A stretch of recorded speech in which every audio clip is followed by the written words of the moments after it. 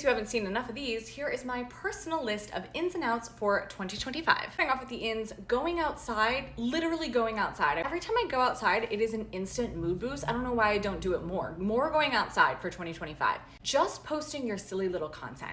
Here's the thing, if you're worried that people are going to judge you if you start posting things on the internet or for what you post on the internet, they are going to judge you, but they are also going to judge you no matter what. So if posting your silly little content brings you joy or it helps you connect with community or whatever, just post it. Leave the people who are judging to mind that's their business, not yours. Just post your silly little content. Regular nail polish and even letting it chip a little. I don't know. It's just a vibe I'm feeling. Like I could go for a Linkin Park After Dark with like a couple little chips in it. It's like vintage at this point, you know what I mean? Indie Sleaze is back. Carbs, I feel this is self-explanatory. Thrifting, vintage shopping, just old stuff, cool old stuff. This is one of my main joys in life, and I've been leaning more and more into this. There is just so much joy in finding like a cool, unique old thing. It's so much more fun than finding like a bland, mass-produced new thing. Walking as exercise, walking as transportation, walking as entertainment, social time, stress relief. It's so multi-purpose. I love walking. Getting dressed, and by this I don't mean putting on a fancy outfit or an expensive outfit or dressing unnecessarily. I mean like literally just getting dressed, putting some intention behind the clothes that you're putting on for the event or activity to which you are going. It totally changes the mood.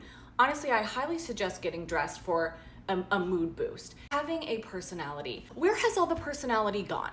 I feel just the blandness taking over more and more every single year. Having differences in preferences or fashion taste or taste in music or whatever is what makes the world interesting. So have a personality. Normalizing asking for and doing favors for people. We used to do things for one another. I know driving people to the airport is like the worst thing ever, but you know what? It's not the worst thing ever. I'll pick you up from the airport, maybe not LAX, but if you're flying into Burbank, I'll gladly pick you up.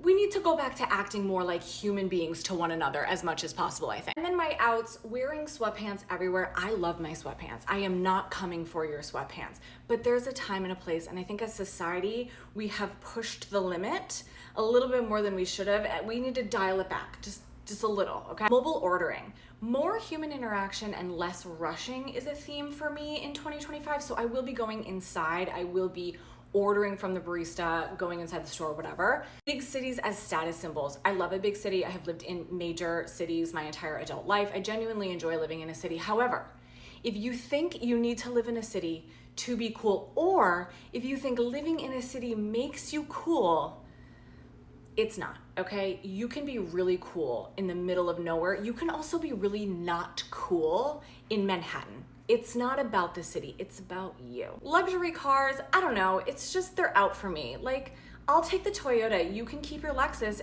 Anything aesthetic or core, I swear if I hear core one more time, I might run into traffic. Like, please stop. HIIT workouts, I just personally don't need to spike my cortisol any more than it already is. That's out for me. Canceling plans and being late. Personally, me, I will probably never be offended if you cancel on me, but in general, I think people are just a little too flaky. We've normalized flaky a little too much. And if you're one of these people who thinks that like, oh, I'm always late, and that's like your quirky, cute personality type, and you think it's just like fun and cute, it's not. Stop showing up 45 minutes late to brunch. I'm fucking hungry. Millennial gray and sad beige. That is so out. It's like on the other side of the planet for me. And lastly, cable news. We should all be informed citizens. That is not what I'm saying. However, cable news is not the best way to become informed. So maybe just go back to like high school English when we learned about checking our sources and what's credible and what's, you know, just a really big business that's vying for your eyeballs at all times. Okay, happy 2025.